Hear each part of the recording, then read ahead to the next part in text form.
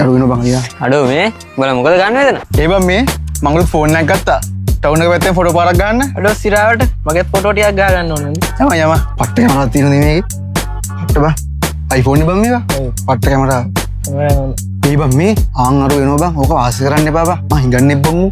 ඉස්සද හැම කියන්නේ මොනවා වුණත් අපේ එකයි. ඔබ දන්නේ නැහැ බොහොම පට්ට හිඟන්නේ ෆෝන් එක බලන්න මොකක්ද තියෙන ඉතින් ඉතින් ඌ ගන්න.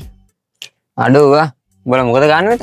මංගලුත් ෆෝන් එකක් ගත්තා බං. දැන් මූම යනවා ටවුන් එකේ ෆොටෝ ගන්න නේ බං. අපි මුවත් එක්කයි යන්නේ. පිස්සුද බං? මේ මූ එක්ක යන්නේ මුගේ ෆෝන් එක බලහන්කෝ. ඊයගේ එක ටවුන් එක දැකද බං? හරි හරි බං අවුලක් නැහැ. මට ඉතින් උඹලට වගේ ෆෝන් ගන්න සල්ලි නැහැනේ.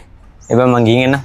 ඇයි බං උට එහෙම කිව්වේ? ඔබ දන්නේ නැහැ නේ බං. උට සල්ලිත් නැහැ බං. ඌ කොහොමද බං ටවුන් එක යන්නේ? උනාට උඹ එහෙම කිව්ව එක වැරදි. ඉතින් ඉඳන් බං පිස්සු බං. උට මේ ෆෝන් එකකුත් නැහැ හරියට. ඒ බං මේ මම බෝ හම් වෙන්නම හිටියේ. අඩෝ ඒයි බං ඒ? නෑ බං අර එදා අරු කිව්ව කතාව වැඩි හිතන්න එපා. අපෝ ඒක අවුලක් නැහැ බං. ඌව දැන් මට හුරුයි. ඒක නෙවෙයි බං වැඩි. මං අද උඹව හම් වෙන්න ආයේ උඹට පොඩි තෑග්ගක් දෙන්න. අඩෝ ඒ මොකද්ද බං? හැමෝම බියලු කරනවා උඹට ෆෝන් එකක් නැහැ කියලා.